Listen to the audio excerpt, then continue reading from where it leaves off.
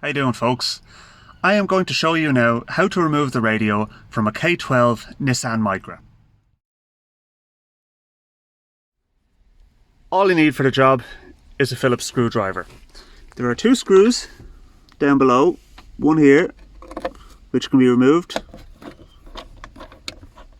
and one here which also has to be removed.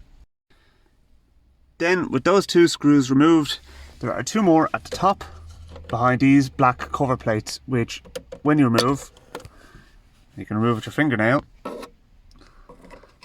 they need to be removed as well.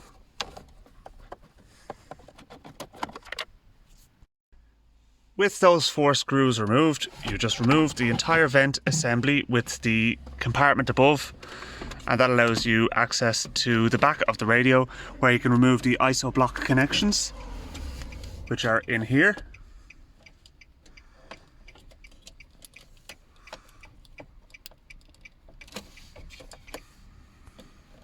So you just pinch the piece on the side of the connector.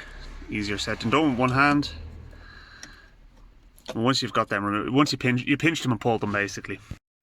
When you have your ISO block connector removed, you can then remove your antenna connection, which is here. You may need an adapter for the type of connection. This is a standard kind of Japanese fitment, and you'll see there's actually an adapter in here. That's the adapter. So you may find you need an adapter, you may not. A lot of new radios are actually coming with the adapters now anyway. When you have that removed, there is screws holding the radio in on the sides. There's one of the screws there.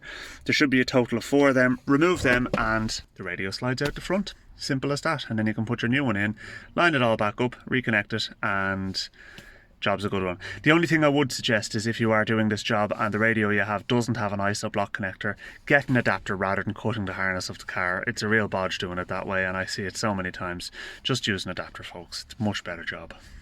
Thanks for watching. Don't forget to like and subscribe, and I'll see you in a future video.